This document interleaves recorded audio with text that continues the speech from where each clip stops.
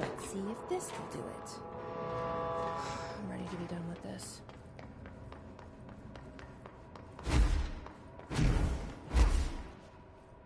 Hurry, clocks, lady. The head. Head. Head. Head. No snacks. Head is toppable up and down. At the top. The top head. Wait, does this thing actually mean head? Head is in a body's head? Where the hell am I gonna find that? And how did it lose it?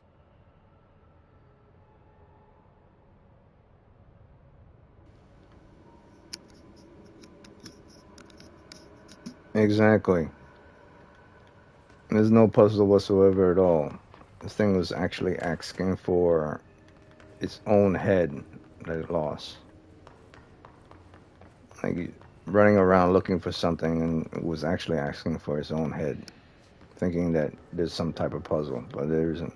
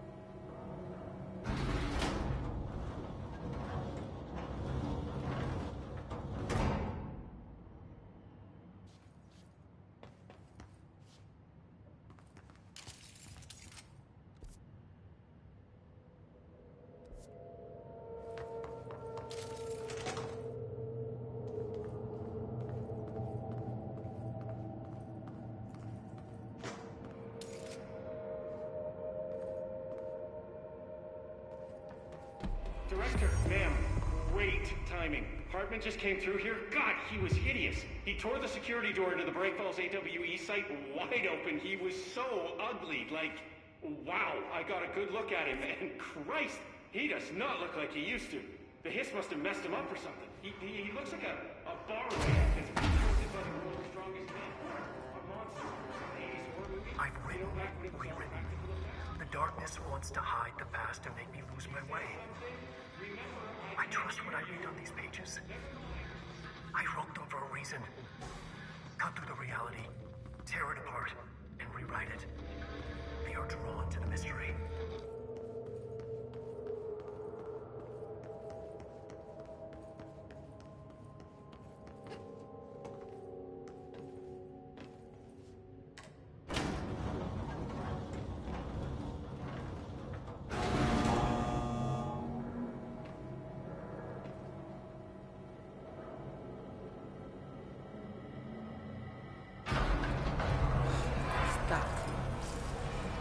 Let's go take care of it.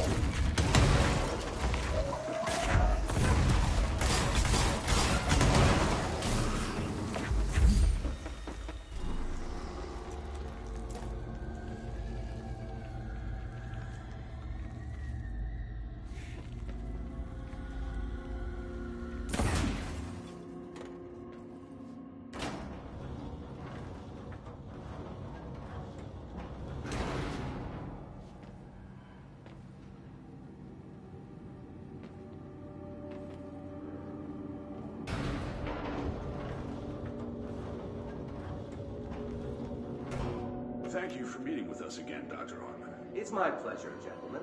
I hope the hunting thus far has been useful. It's been invaluable, Doctor. Really, we have a much clearer picture of this event, thanks to your accounts. Well, I do consider myself a keen observer of... We did have one question, though. You mentioned in an earlier conversation that your patients displayed, and I'm paraphrasing here, unnatural abilities that you in fact encouraged during their time in your lodge. It'd be very helpful if you could fill us in on the details there. Of course. Like yourselves, I work to understand and even bend the rules of our earthly paradigm. My patient's well-being was paramount, of course, but I would hardly be a man of science if I did not reach out at the underlying truth. As I stated in my written proposal, I believe working alongside your organization could be greatly beneficial to both parties. Sharing notes, as they say. Thank you, Doctor. That's all we need to hear. Remy? Dr. Emil Hartman, you have been found in breach of Codes 4, 8, and 74 of the Federal Bureau of Control of Criminal Offenses. What? You can't do this? I am a well-connected man. You're making a dire mistake, my friend. You will be detained until further notice, and all personal property will be confiscated, including the Cauldron Lake Lodge. That's preposterous. You can't just seize my property. I'm a United States citizen. I have rights. That lodge is my life's work. I'm offering you years of research. Get him out of here. You're making a mistake. You have to listen to me. You have to listen.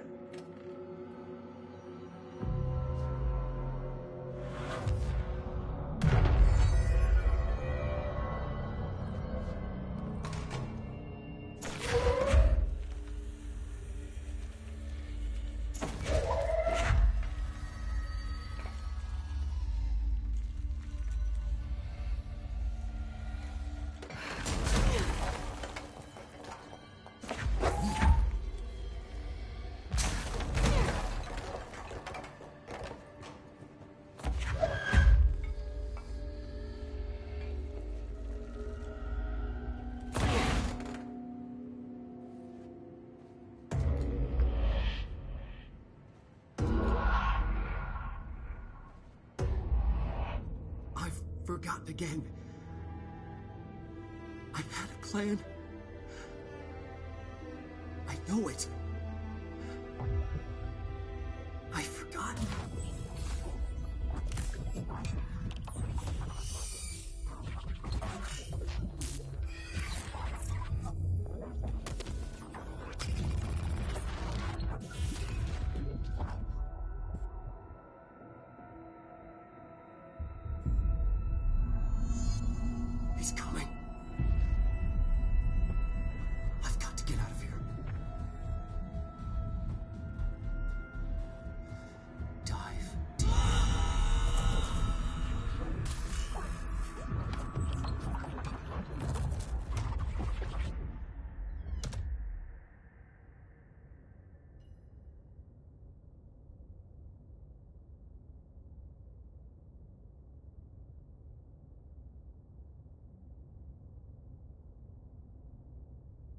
Whatever is going on with Wake, he clearly needs some help.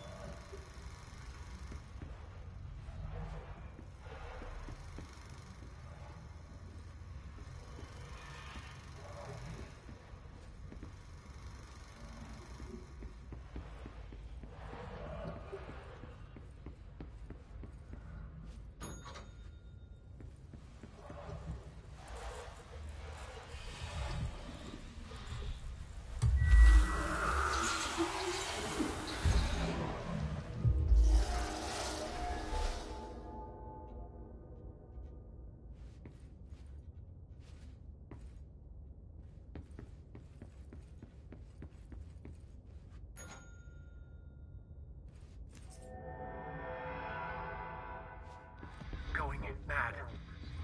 Wake had to escape, right? His escape. Wake needed a hero. A hero needed a crisis. For the part of the story about the government agency, Wake needed something special, something to convey an alien force mimicking human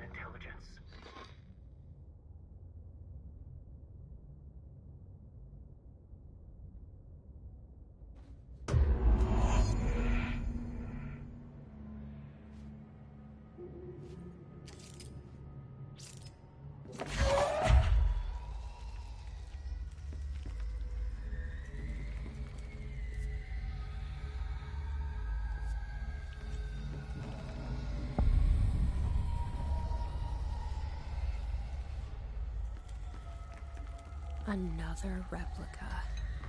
Like the one they made for Ordinary. I wonder what happened here.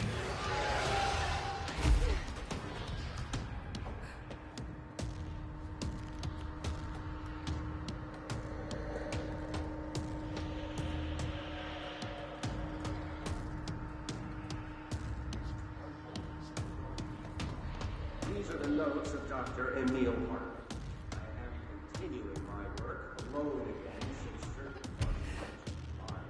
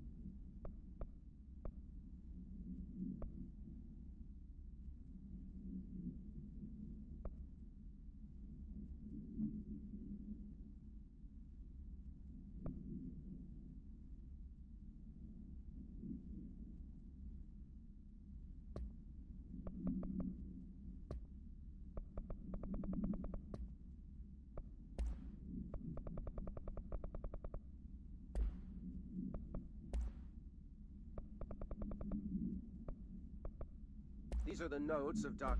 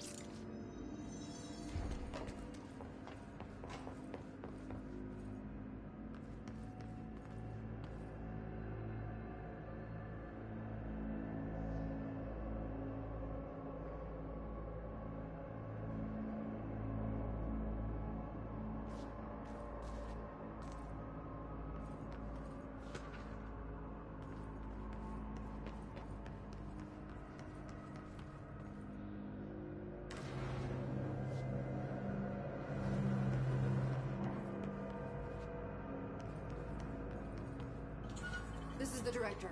I need backup at my location. Make way for the director!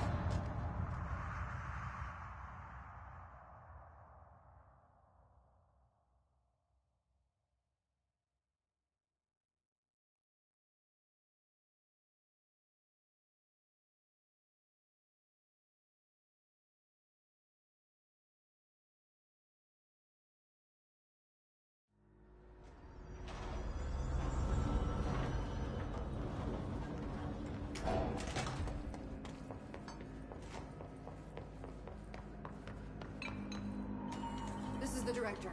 I need backup at my location. The Hiss are in for it now!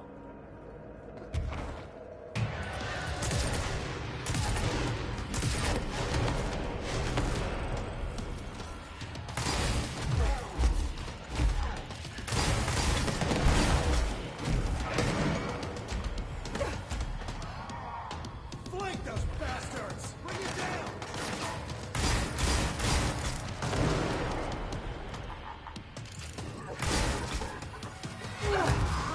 Find an opening!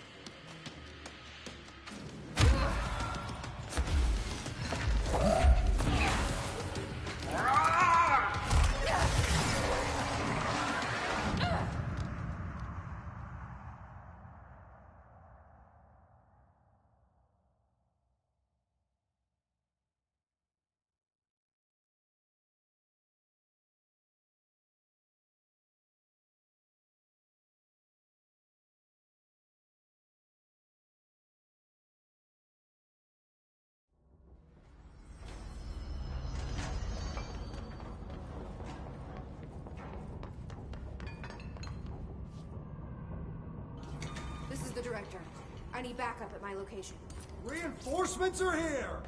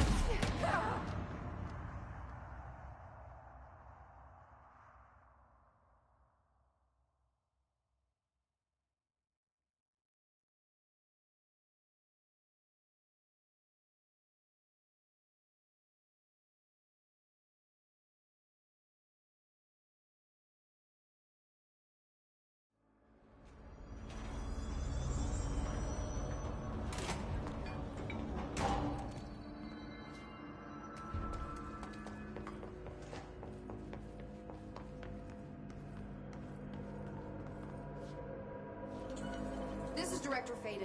Send a ranger to my position. It's an honor, Director.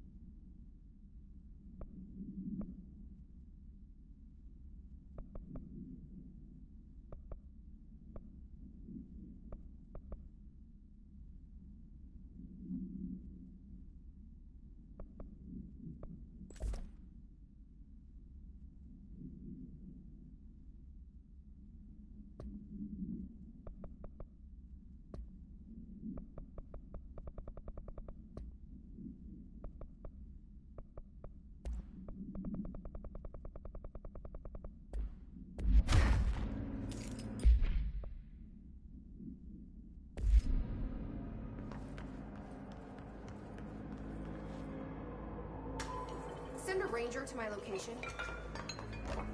We're in this together.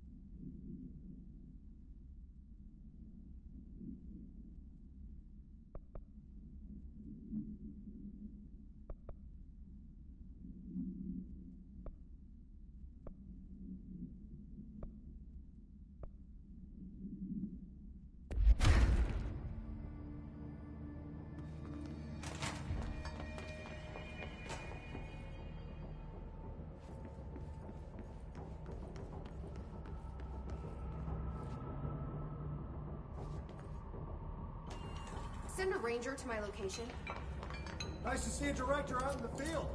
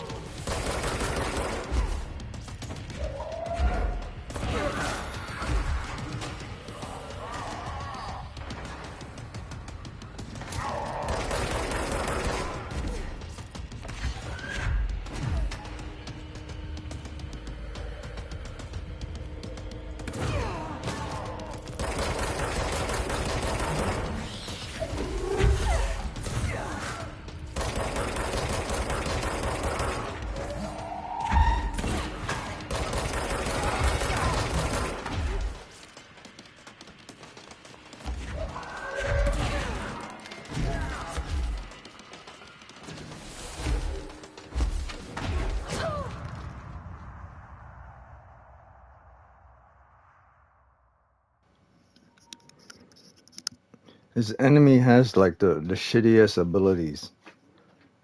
His range, his explosion range is ridiculous. His blast radius. It's like beyond, like he could be standing like more than 100 meters away, and his blast radius is still that ridiculous. Might have to increase my blast radius as well.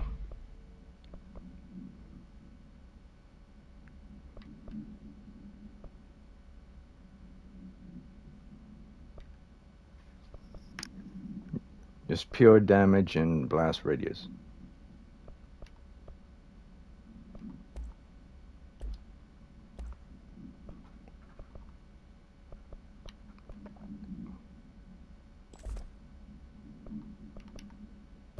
This damn grip weapon's pathetic.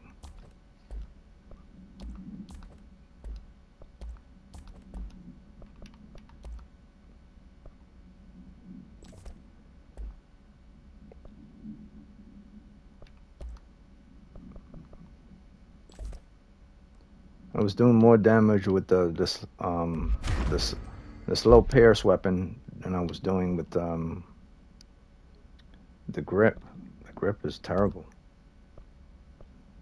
Did more damage with the slow weapon than with the grip.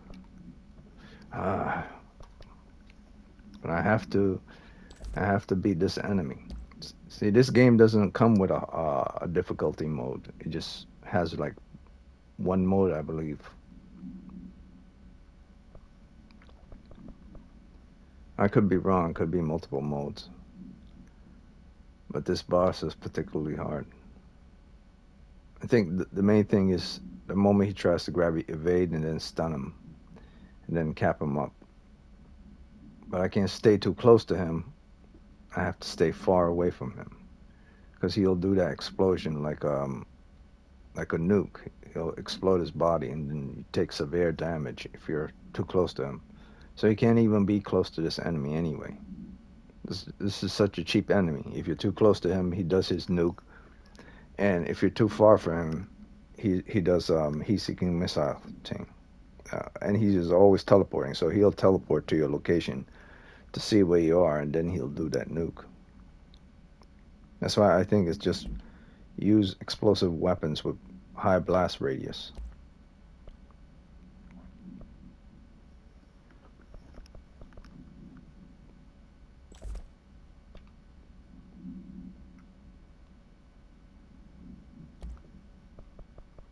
There's more damage. I wish I had more 5s, but I only have...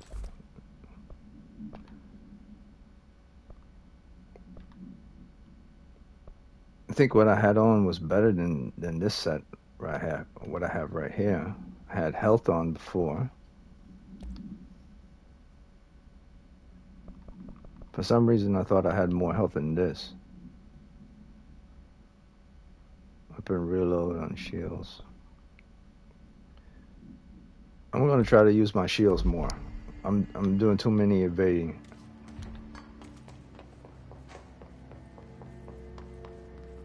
If I don't beat this guy in the hour, I might have to do this tomorrow or something, because I gotta go get something to eat. I've been on here for a minute now. Yeah, if I don't beat him in the next 30 minutes, I'll continue this tomorrow. I think this is the last battle anyway. This is the last DLC battle. So once I'm finished with this, I don't have to worry about fighting this boss anymore. I think this is the last DLC that I had to complete. So I need a ranger sent to this location stat. I might have to pause for a minute there and think of what I'm going to do. Because he's so cheap. He keeps turning off the light over and over and over again. So you have to like... And his health doesn't seem to be going down. Like, I'm trying to do damage towards him. His health doesn't seem to be going down. I don't know what it is that's going on. Maybe I might have to look up how to fight this boss on my own time. I'll have to check it out on my own time, to be honest with you. I don't know what's going on, but I'll have to probably check it out on my own time. Maybe it's something very simple. Maybe you just have to wait it out. Have to fight him a certain amount of times, and then he'll die, and then you're able to beat the game. I don't know. I'm just gonna look over certain things.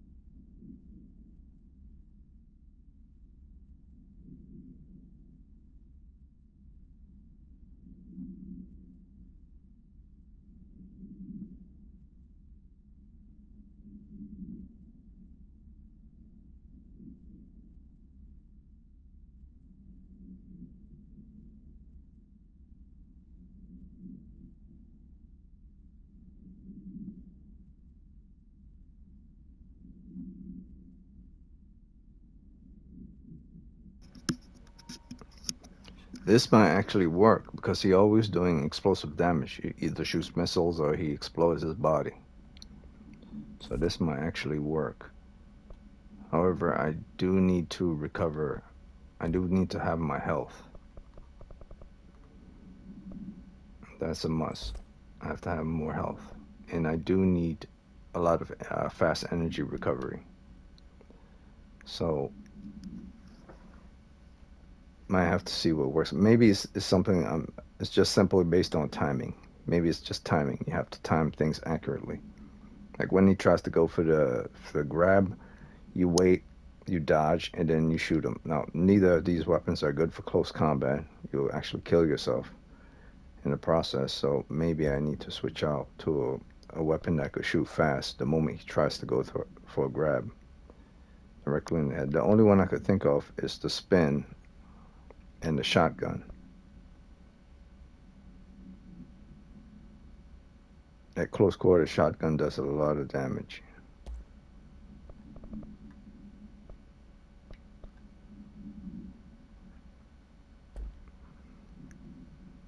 I think that's what I'm going to do. But the shotgun hasn't even unlocked his other abilities yet.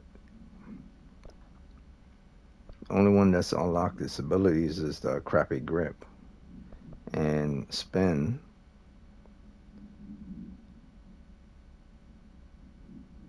Might have to go with spin. The damage from spin is terrible.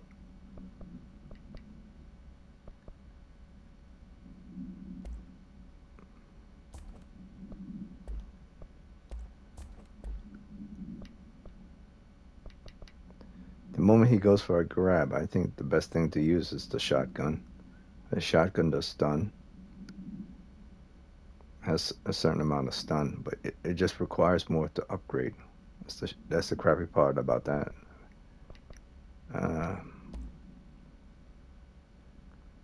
And it doesn't even hurt the enemy. I need something to hurt the enemy real quick.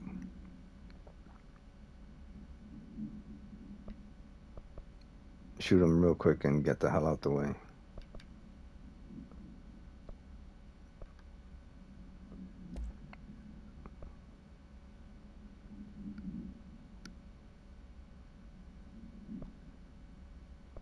I don't know. I need to do a lot of damage to the enemy armor, and I need to do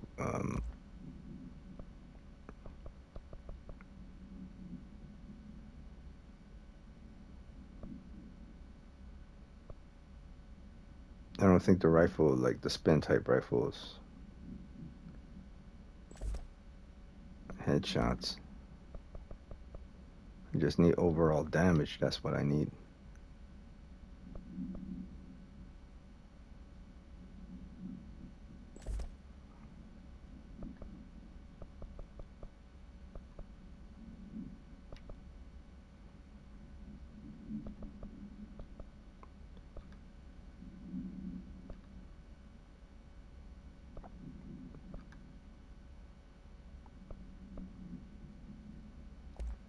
For sure, I had one that was stronger with overall damage. I guess not. Alright, so I'll try this. I mean, come on. Charge weapon and spin weapon.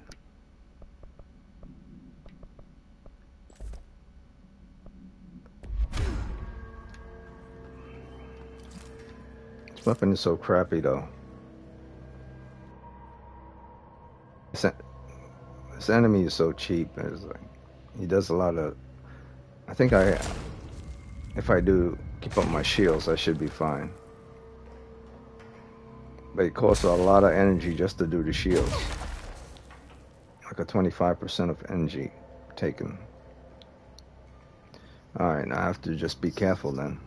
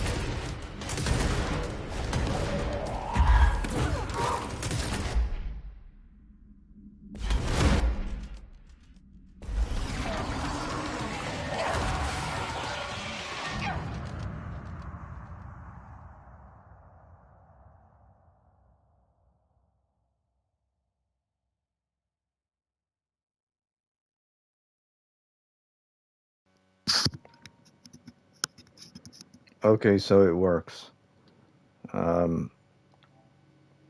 It works. The thing is, you have to grab his little explosion missiles. That's what it is. He's throwing them at you, and they're exploding when you're close to him. All you got to do is wait for him, the timer for him to do that. Then you grab it. But I mean, he's so cheap, though. It's like he's so cheap. He teleports every single time.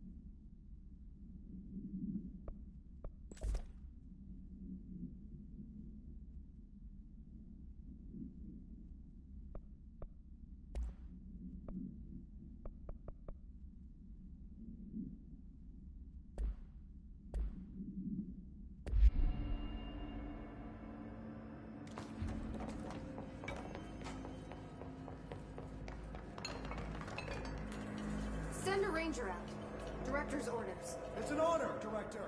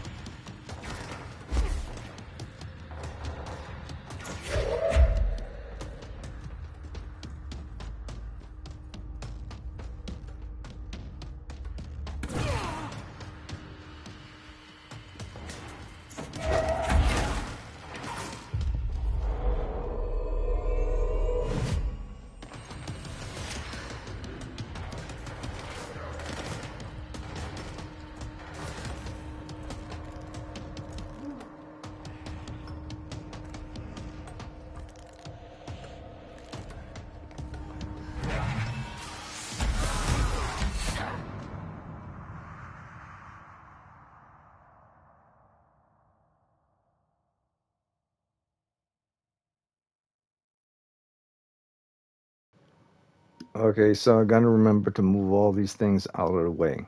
Because if I'm trying to get from location to location, I gotta move all these objects in the way. The game specifically put them in the way so that you have to run around them or fumble over them. So I gotta get all the objects out the way.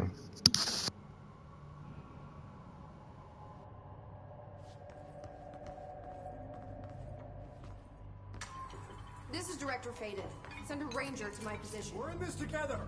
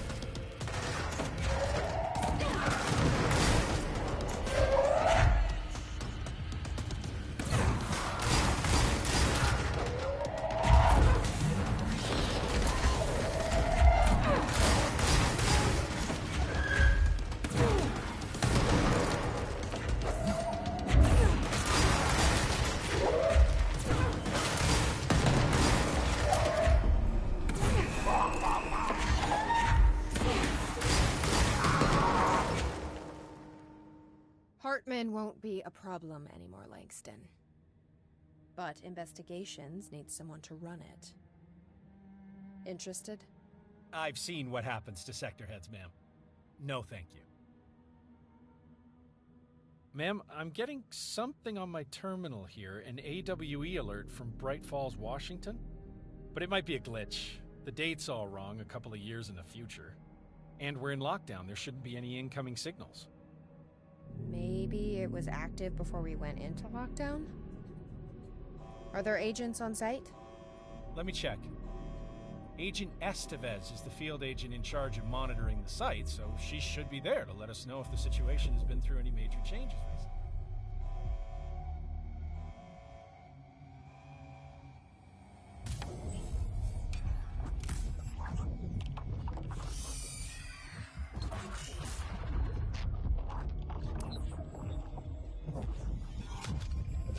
Things set in motion. If the alarm's true, then so is the reason for the alarm. The effect must follow the cause. It's happening again. A return.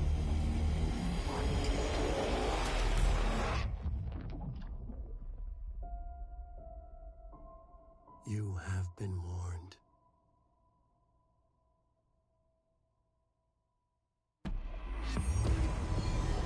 Flank those bastards! You got this!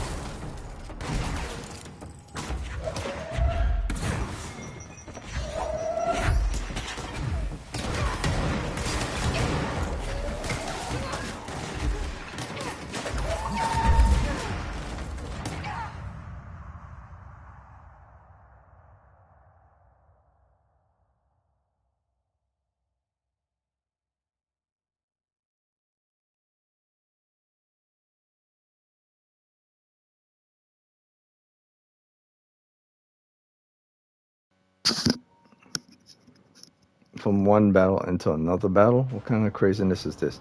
Are you serious? Are you serious?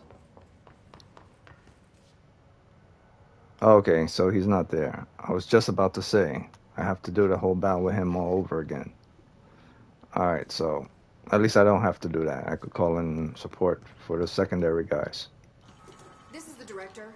This must be where they studied Hartman. Kind of looks like Dylan's cell. I wonder if they treated him as badly.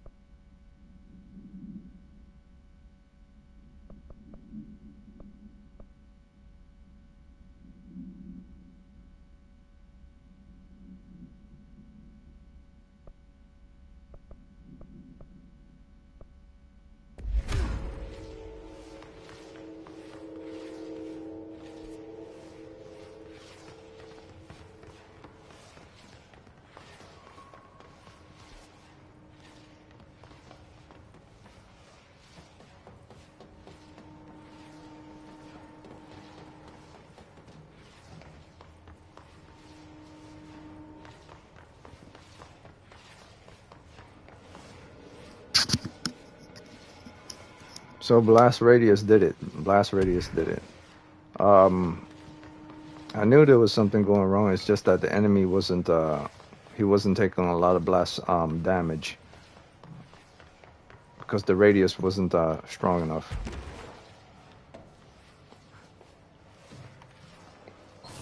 Like if the enemy wasn't close enough to getting hit, then he wasn't going to take a lot of damage. So I need to increase the radius in order for him to take more damage over time. And plus, there was also the factor of you. One of the major factor was you have to keep throwing things and then shooting.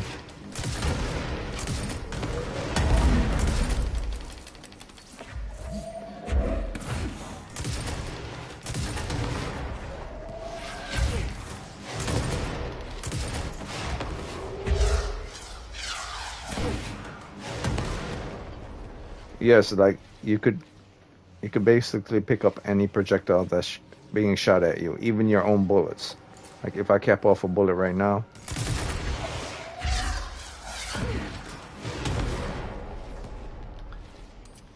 there you go. So that's basically how I beat this enemy. I was fast enough to catch, I was fast enough to fire and to switch off at the same time, because that's what I was doing. That was the secret sauce. It wasn't just firing and then shooting. It was transition between firing and shooting at the same time.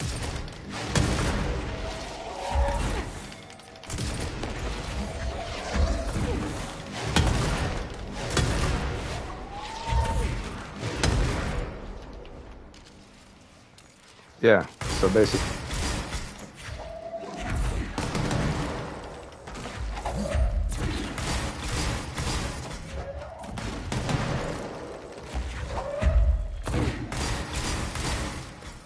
You see that? It's reloading. Like when you're doing levitation and you're pulling an object and then you're about to throw it, you could basically throw an object twice, and by the time you throw it the second time, your gun will be fully reloaded. So that's how he got that's how he got beaten, because I wasn't solely depending on just shooting and throwing. I was considering the timer between both of them. Like 1, 2, 3. Still loading.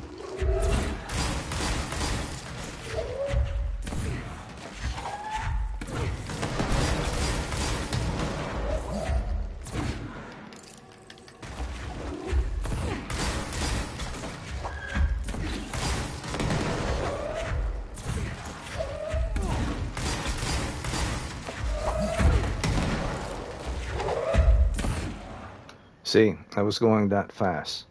That's because I wasn't waiting. I wasn't waiting for the levitation, and I wasn't waiting for the reload speed. I was transitioning between both reload and levitation. Like if I use up...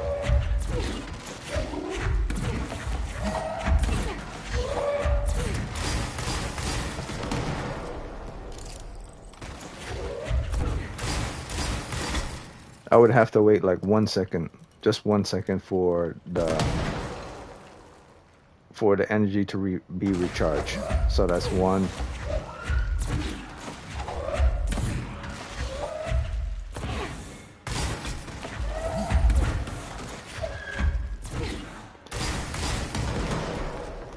One, 2. Well, maybe 2 seconds.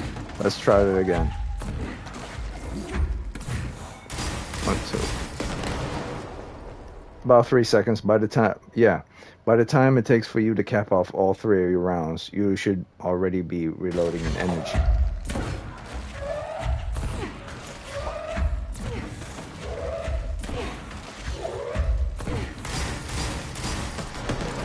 Okay. I would say, yeah, about 3 seconds.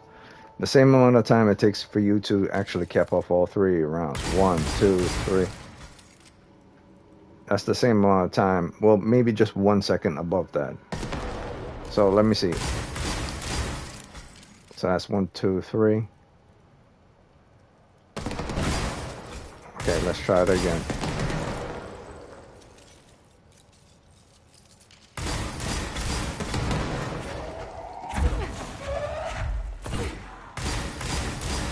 Yep. And in reverse, when it comes to the guns themselves, it only takes 2 seconds for the gun to reload if you're using energy. Like, I shot it once, 2, 3. I use energy twice. So bullet's already reloaded. So I'm thinking maybe I'll try once. 1 second. 1, 2, 3. First levitation, pull back, throw. No, still not there. Let me try it again.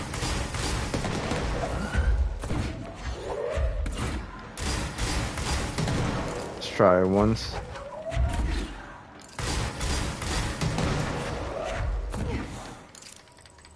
Nope. 2 seconds. It takes 2 seconds for you to 2 seconds for your weapon to reload in exchange for throwing objects. So 2 seconds of throwing objects equal reload time. So 1, 2, your bullets fully reload.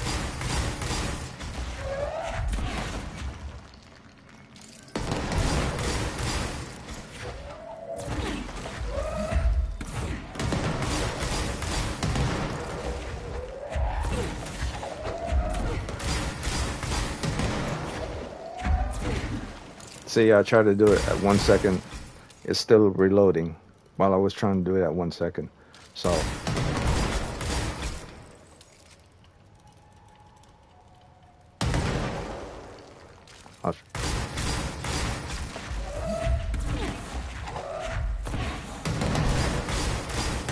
yeah. So two throwing objects equals reload speed. So if you could consider that when you play the game, then you're going to beat 99.9% of the enemies in this game like really fast. So that's how I was able to beat them. So I considered it doesn't even matter if it's this weapon. You could use another weapon. So yeah, same goes for levitation as well. I think it's 1, 2, 3. Let's see how long that takes. Yeah, it takes a very long time to reload. So the safest bet is to switch off between both.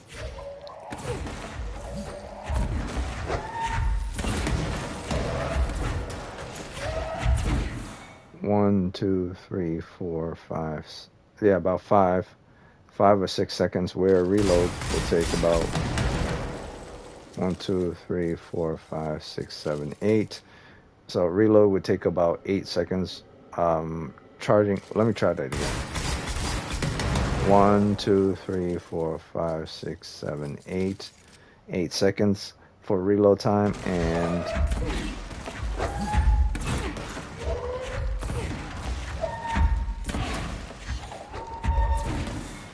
one, 2, 3, 4, 5, 6. About 5 to 6 seconds. So that's the best bet. It's like you cap off.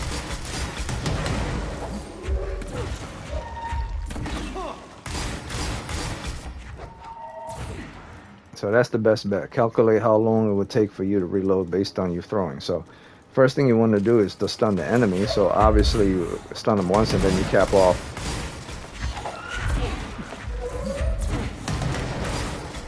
Yeah, so that's it. And it doesn't have to be this weapon. It could be this weapon.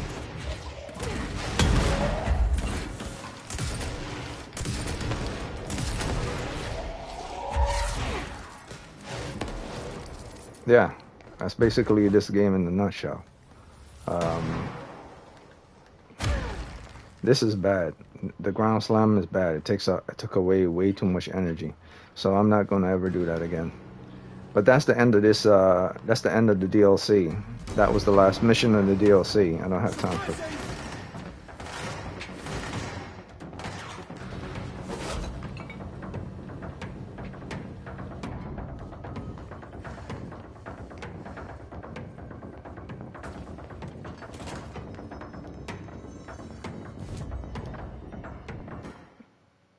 That was the end of the DLC. So nothing left.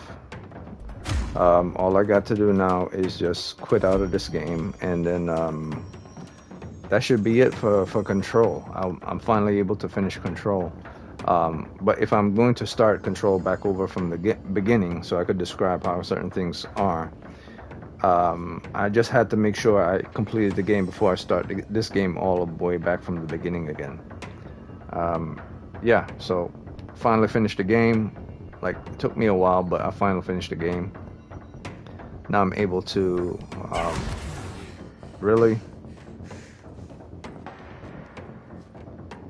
Thank you for meeting with us again, Dr. Hartman. It's my pleasure, gentlemen. Thus far has been of some small.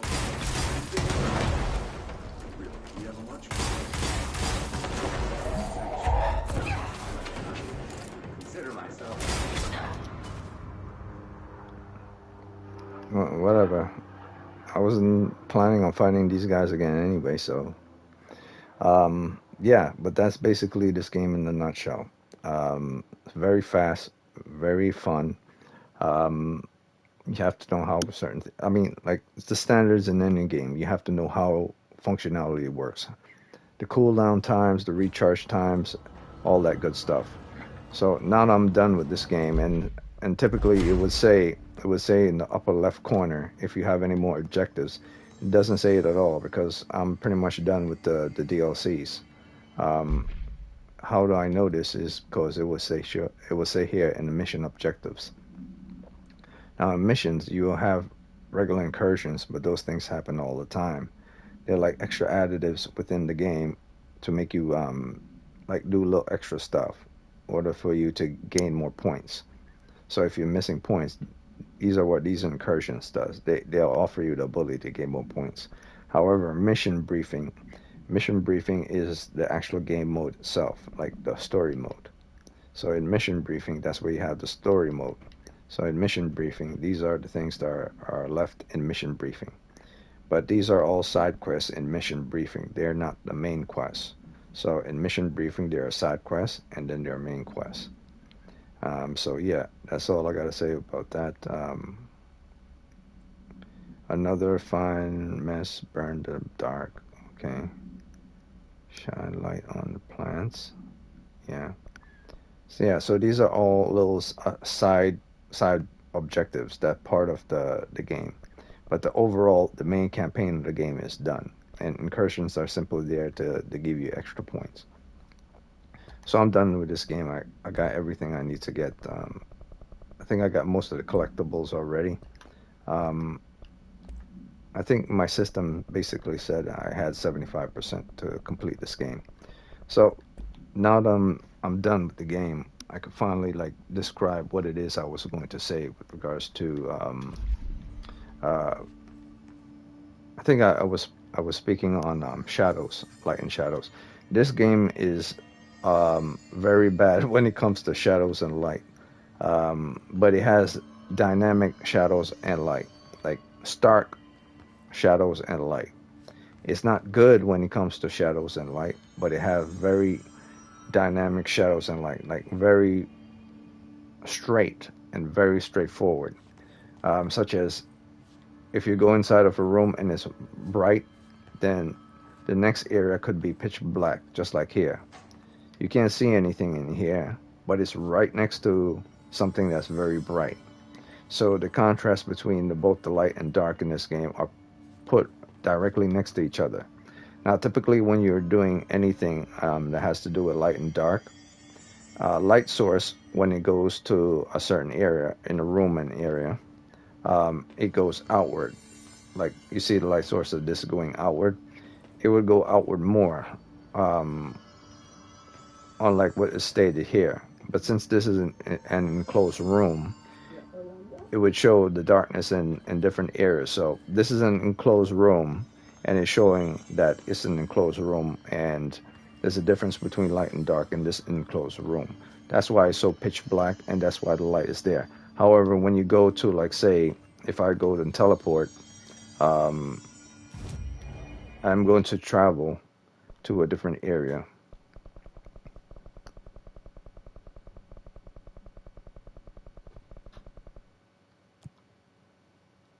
And then there's the area was yeah.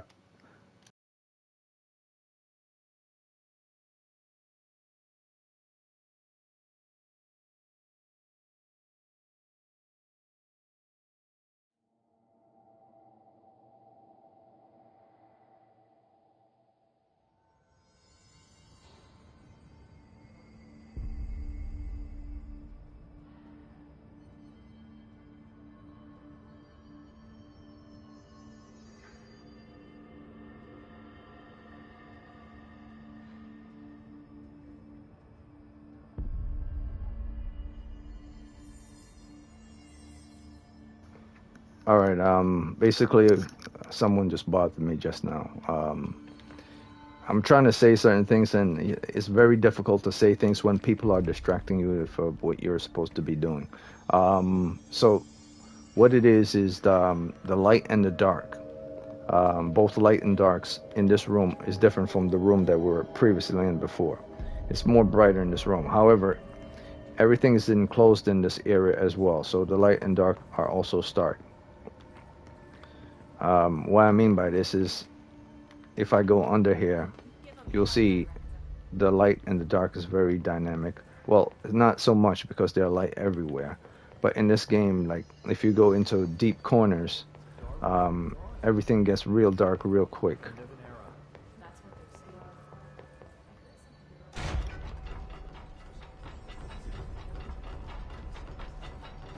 Like in closed areas, like dark areas where there's limited light, it gets dark real quick. So what I'm trying to say with regards to shadows, like if you're going to use shadows in a picture or in an artwork or in a game or in anything, your shadows have to be with respects to light itself. If it's going to be stark, like directly white and black separated from each other, it has to be in a room where there's limited space for other light to go through. Like basically in a room with only two light sources. That's the only time direct light is extreme on one end and limited on the other. Like if you have stark light on one side, then the darkness in the area is not going to find light sources from other places. It's only going to get that light source from that one place. So that's the reason why certain areas or certain places are completely dark, and then directly across from them, a couple of feet, those areas are completely light. So that's how that works with regards to game or regards to photography and everything. If you don't have multiple light sources, typically the main light source that's flashing on the person has to be escalated to an intensity in order to light up the person or the area. And once it goes to an intensity amount, just trying to light up the area because it's only one or two sources, then you have distinct direct shadows and direct light versus each other. They're very sharp at the ends, rather than they're smoothing into each other. Like they're very nice, comfortable light. It's just stark light. That's because the light source is only one or two, and they're placed at a certain position against a person or thing or whatever that creates that type of effect. For instance, in comic book, you see comic book characters, they have light source that's shining on top of their body. In certain areas, you look like there's black around the muscles or under the pecs or around the neck. And they do those things using the inking in order to show the shadows. But those things are called extreme when you're in extreme type of areas that give off the need to show distinct curvatures of shadows and shades in the muscles and in the body. Like if it's morning time, there's no need for them to be a distinct extreme amount of shadows. It can only be a limited amount of shadows and a limited amount of shading, because there's more light source in the morning to eliminate the shadows. So when you're looking at a comic book and you see someone look like they're putting a lot of heavy thought into the curvature to show the muscles and everything, you also have to understand that the human body doesn't work that way, or anyone's body.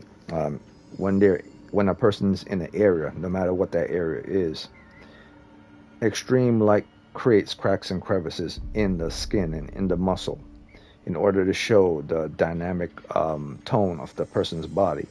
But that's only works when it comes to extreme light or heavy light. And then then there has to be like also versus heavy dark at the same time. But if they're not in a situation or in a place where that is present, then those people have screwed up in their comic book and stuff, because they're making extreme light and extreme darkness to show muscles and contours and stuff in areas that doesn't require them to show the body tone if those areas are completely open and free. Like if they were to stand outside in a parking lot or in a lawn in the morning time, and the light from the sun isn't bright, like it's not beaming intense light like morning. Morning has two type of phase of light. It has intense light in the morning, and then it has cool down of the intense light going into the afternoon time, and then there's the afternoon light. So the transition period from intense light into afternoon light is the light that you want. If it's direct morning, then that light's intense on you, which creates those heavy shadows and shades. And that goes the same for evening time. If it's evening time and you're in a room, and because it's nighttime, there's more darkness around, so you have to put on like light so you can brighten up the place. You're able to see the person's face just a little, because there's not a lot of light source around. There's limited light source, so you see more of the shadows and everything. But like in this situation, you're able to see Jessie Faden fully, because there's light source coming from multiple places. There's light source coming from above, all around here from above, and then there's light source coming from over here, shining down on here towards here. And there's light source coming from there. And then there's many little light sources all around to light up the air and the floors. So there's a direct light source coming from above, and then there's supporting light sources coming from the little small areas, and as well as the linings right between the crevices as well. So it's not like there's a limited light source that's in this room.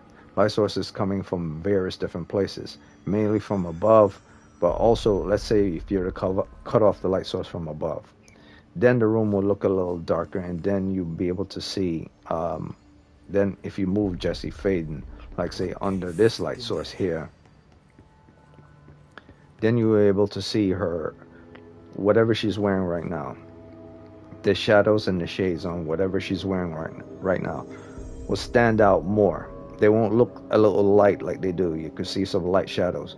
They'll be more darker because there's a limited light source around, and she's standing directly under one light source. So the light coming down from above will shine down on her. So anything showing from above will be lighted up, and anything showing from below would be shadows. So that's how people do their comic book.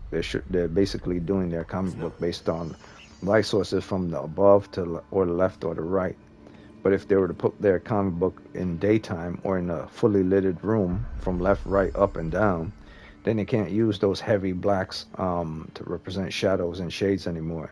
And they can't use those heavy whites to represent.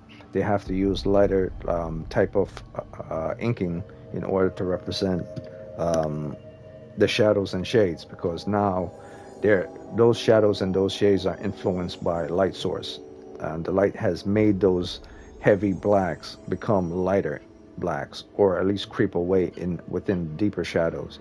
So it's more like they're extreme dark gray, like they're heavy dark gray. They're no longer fully black, they're heavy dark gray. Like everything that's on her right now, if you're looking at her from top to bottom, those cracks and crevices within her shirt and around her arm, those shades and shadows, none of those are black. Those are all gray. But if I were to put her in an area where there's limited light source, but there's, like, say,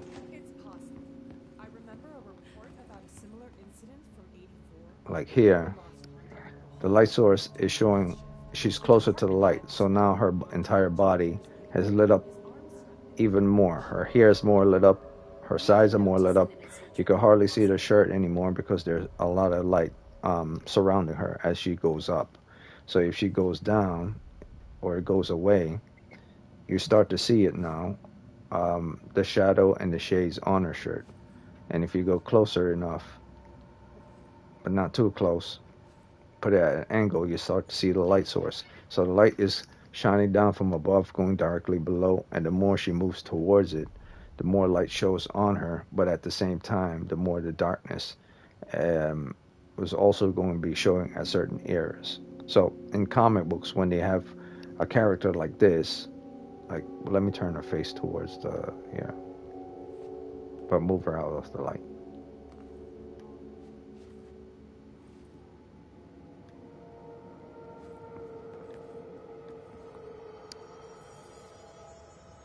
Like in comic books, when you have a character like this, and they're in a fully lit room, and they're under the lit room, their shirt and everything will brighten up. But when they're standing, like say, in a corner away from the bright room, the shirt will start to show darker forms of light, and shadows and shades are going to start creeping around. Like it's starting to get like this is, I would say, fairly accurate, but kind of off, because once she goes over here in this corner, she's supposed to be kind of darkened, like fully darkened, but not 100% dark. She's supposed to be a little darker. Maybe it's just a corner or something. Maybe she's not in the shadows fully. Yeah, but yeah, I would say this is accurate though. Her faces will start to go dark. Her hands will start to go dark. Her shirt, which was now light white, is now like a dark gray, or light gray, with some very tiny additives of silver, because the shirt is not white anymore. It's more like the shirt is gray and silver, and of course you have the black lines around there. Well, not really black, dark gray. But you see what I mean? Even though I'm in this room with just one light source, there's still no heavy blacks around the corner, like around where her breast area is, around her sides, or even by her armpits. There's still none. That's because when people do comic books, they exaggerate muscles, and they use blacks ridiculously, and that's just not how people look in reality. You put someone in a dark room and put them in a corner right here, they will look more like this than if you put a comic book character in a corner in a dark area. They will start to put too much emphasis on inking towards the underarm to be black and everything, and that's simply not present. Yeah, that's simply not present. It's dark. It's dark. It's dark gray, very dark gray. Now, only time it's not dark gray, based on shadows and shades, if the character is turned away from the light, like the light is shining off the back of the person's body, and they're looking forward. That's where you start to get those direct blacks, because the entire light source is shining on the person's body from the back area. So the entire back is lit up, but whatever is lit up from the back is being blocked. The front of the face and everything is being blocked by the light. So the light will have to creep around the side of the corner of the person's face, like around the side of the neck, like around the side of the jawline, like around the side of the elbows and everything. But the light source that facing in front of the character is not present. So you could be able to, in a situation like this, then you put the blacks. And then I guess you could lighten up this person's face a little bit more. I think in this situation, whoever made this game made it a little bit bad, because they made her face way too dark. Like, she's almost close to being underneath here, and because the turning, I guess whatever software they use, they didn't make it good enough so that you could see the light creeping more around the side of her face. You see it kind of going on her clothes, but not on her face. But if I accelerate, or if I go up or left and or upper left like this, I should be able to see some of the light sources on her face. So that's how the light source on her face is supposed to look. I shouldn't have to turn it. If she was facing forward, that's how the light source on the face would look. It would look like this. It will look brighter right here from the side, but it will look like this in the front. Like facing forward, where she is right now, that's not accurate. A person's face is never completely dark if they're like almost in front of a light source above them, and they're facing directly forwards, looking forwards. The room will have to be much darker for that to happen. So that's all I have to say with shadows and shades. Like if you're going to do anything with shadows, understand like 1, where the light source is coming from. 2, where the light source is pointing towards. Is it pointing downwards? Is it pointing outwards? And then 3, where your character is positioned. A good way to actually solve this issue is to take an object, an orange or an apple, or a cylinder if you don't want to, or even like a toy, and then put it close to a light source that's standing directly behind that character, and then make sure you turn on the light to see behind the character. Typically what will happen if the character or the toy is close towards the light source, not too far from it like this, you'll be able to see most of the light on the back of the character. But you'll still be able to see the toy's face more, because there are multiple other light sources in the room. In order for you to see direct contrast between light and dark, you have to cut off all the other lights and then look directly at the object with all the other lights off. So that's kind of what it is that they did here. They cut off all light source and put it here. But because she's so close, her face should be lightened up a little bit more. But this is fairly accurate anyway. So that's how you do light source, and that's how shadows and shades work. And that's another a good thing about this game, but also a bad thing about this game. In certain areas, there were way too many dark areas. They didn't lighten up the light areas enough for the dark areas. Like, they wanted to make it look like it was a dark and moody game, and so they had to make very stark shadow areas and very stark bright areas in contrast to each other. But in order for you to maneuver as in any game, you need to have a flashlight, or you need to have something in order for you to see in that complete darkness, because then you will be blind and then you will run into a wall. You wouldn't know where you're going, and that'll be confusing and piss you off.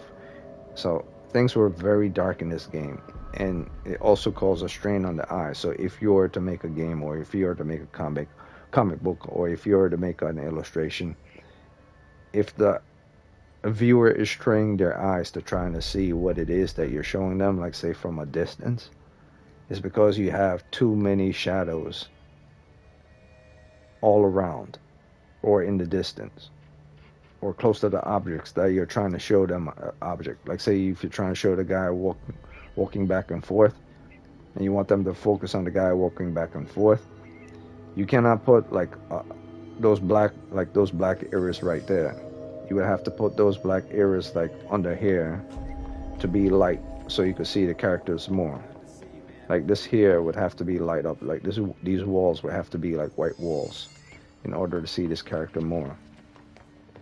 So that's one of the things I would say with regards to if you're making a video game, or if you're doing an art, like, do consider your viewing audience, because they don't know about certain art forms and how things work. They just know that they're straining their eyes and it's pissing them off, and so they have to increase the resolution and brightness of their game or their movie or whatever, because you made a product that's so dark, because you want to show that type of mood atmosphere.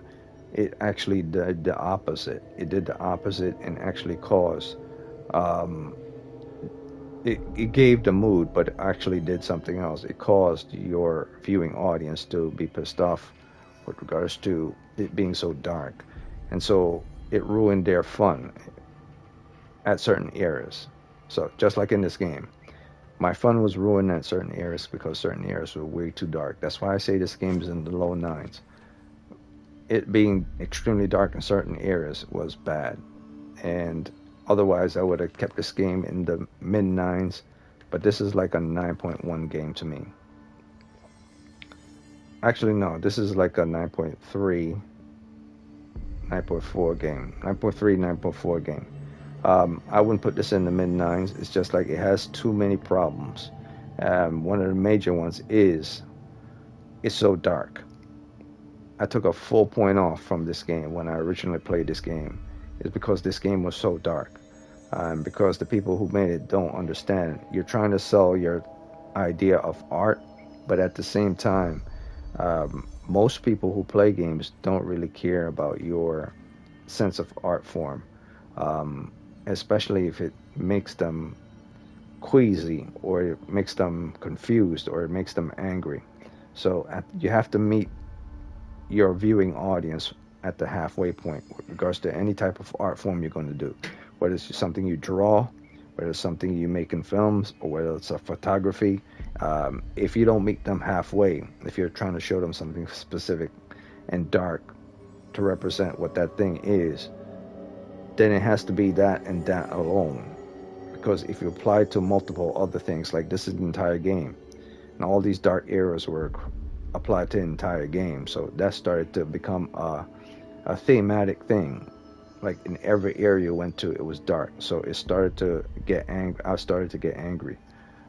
So yeah, if you're going to do any type of art, don't do that. Don't make extreme stark white and extreme stark black versus each other if it's not appropriate for the overall package. Same as in comic book. If it's not appropriate for the overall package to always have characters have deep black areas to represent muscles and tones throughout your entire comic, don't put it there. Only put it there when it's necessary, like it's nighttime or it's early morning time. So that's all I got to say with regards to the game. Yeah, I'm pretty much done with Control. Tomorrow I'll probably restart this from the beginning, but I won't play this whole game anyway from start to the end, because mid-September is when I'm going to start AI Somnium Files. AI the Somnium Files. Yeah. So that's all I got to say with regards to Shadows and Shades, and nothing else. There's nothing else I could say. Like, I'm not off with regards to what I'm saying at all. I just see it based on practice that I've learned over the years, and see it based on what other artists have done with regards to their animation or their games or their comic books and stuff. And you see it in modern day artists don't use that direct stark black and stark white. They use a lot of grays to represent those black and whites during morning and afternoon hours. Nighttime is a different story. If it's night in their comic book, then they could do the black thing, the stark black and stark white. And same for video games.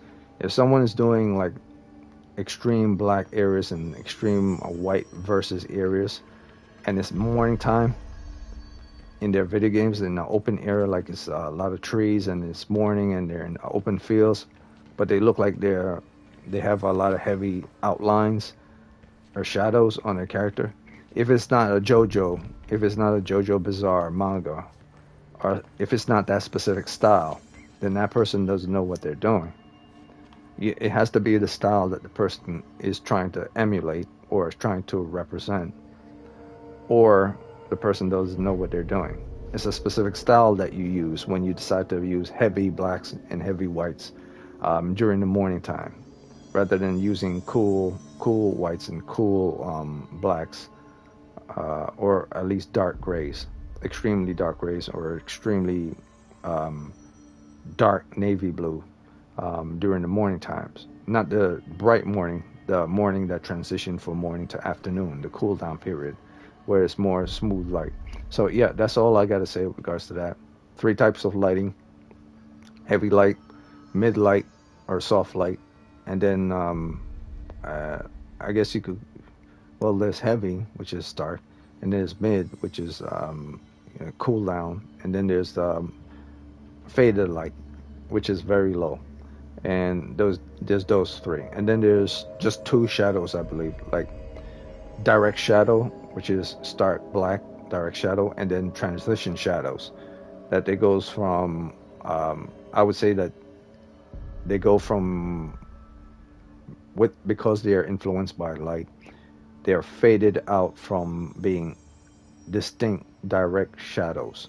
How I describe it is, the best way to describe it is, let me use an object.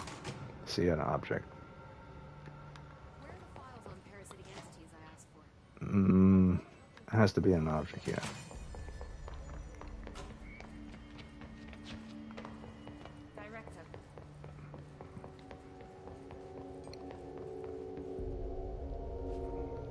Okay, maybe the elevator. No, not the elevator. Let me try. Alright, so I'll try one error. Because deep shadows are basically things that are located within crevices, hidden under vehicles, behind walls of other shadows. So you have forward objects, and then you have things hidden directly behind walls and stuff. It's like this. This room has a small light source, and then all of a sudden, or this elevator has a small light source, and all of a sudden, light is coming through, but it's coming from all the way from the front, coming into the elevator. But at here and here, you could hardly see anything. Like, she could literally be invisible. But the only way you're seeing certain light on her is because of the light that's reflecting off the ground. But what I was saying about the other type of direct shadow is the shadow that goes from the edge of the white and leads into the heavy black. So you have the heavy blacks, that area is completely black. A person could basically hide out like a ninja. And then you have the transition period from where you go in the mid area of the heavy black, and then you work your way outwards. Or if you're doing a light source, you're going from the light source, direct heavy light source, stark light source, and then you're going outwards into the deep shadows. And that's where the light starts to slowly fade, when you get to the halfway point. So all the way back here is the deep shadow area, like complete black. And then moving forward, slowly starts to transition until it gets to the light gray, until it gets to lighter gray, and then it gets to the color of the red floor.